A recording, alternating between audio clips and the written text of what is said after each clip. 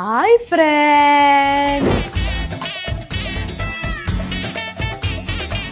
ஐயோ, இந்த கிழவி வீட்ல பண்ற அட்டூழியம் பார்த்தாம இன்ஸ்டாகிராமுக்கு வேற வந்திருக்கு. இதுல ஹாய் ஃப்ரெண்ட்ஸ் வேற. பாத்தீங்களா குசும்ப?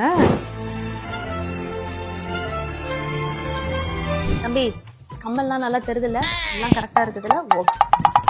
உங்க குழந்தை நைட்டெல்லாம் தூங்காம அழுதுகிட்டே இருக்கா? இது எல்லாத்துக்கும் காரணம் திருஷ்டி திருஷ்டி திருஷ்டி தான். நான் உங்களுக்கு இப்போ ஒரு டெக்னிக் சொல்லி கொடுக்குறேன். இதை நீங்க ஃபாலோ பண்ணீங்கன்னா உங்க குழந்தை நிம்மதியா தூங்கும். குழந்தைய இந்த மாதிரி முரத்துல போட்டு நல்லா இப்படி தட்டி திருஷ்டி எடுக்கணும். எல்லாரு கண்ணும் போகணும். ஊரு கண்ணு, உறவு கண்ணு, கொல்லி கண்ணு, நாய் கண்ணு, பேய் கண்ணு, நரி கண்ணு, எல்லாரு கண்ணு அழிஞ்சு போக. அவ்வளவுதான். இது நீங்க டெய்லி பண்ணீங்கன்னா உங்க குழந்தை சூப்பரா தூங்கும். அழவே அழாது.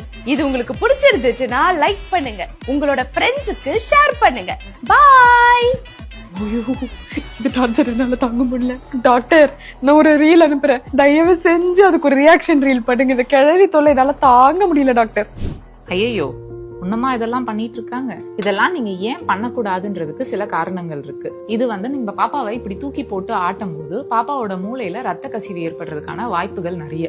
அதனால பாப்பாவோட உயிருக்கே ஆபத்தா கூட போய் முடியலாம். அதே மாதிரி பாப்பாவோட நெக் மசில்ஸ் இன்னும் ஃபுல்லா டெவலப் ஆயிருக்காது. சோ நம்ம பாப்பாவை இப்படி தூக்கி போட்டு ஆட்டும் போது பாப்பாவோட கழுத்துல ஸ்ட்ரெயின் ஆறதுக்கான சான்சஸ் ரொம்ப நிறைய. மூணாவது விஷயம், பாப்பா சம்டைம்ஸ் நம்ம இப்படி போட்டு ஆட்டும் போது தப்பி தவறி கீழே விழுறதுக்கான வாய்ப்புகளும் நிறைய. அதனால இவ்வளவு ரிஸ்கான விஷயத்த நீங்க யாருமே ட்ரை பண்ணாதீங்க. சோ பெஸ்ட் என்னன்னா, பாப்பாவை நீங்க தூங்க வைக்கணும்னு நினைக்கிறீங்கன்னா பாப்பாவை ஒண்ணு தூளியில போட்டு தூங்க வைங்க, இல்ல கையில வச்சு தூங்க வைங்க. இல்ல திருஷ்டி சுத்தி போடணும்னு நினைக்கிறீங்க, நான் பாப்பாக்கு சும்மா கையில திருஷ்டி சுத்தி போடுங்க. இந்த மாதிரி ரிஸ்கான விஷயத்தை யாரும் செய்ய வேண்டாம்.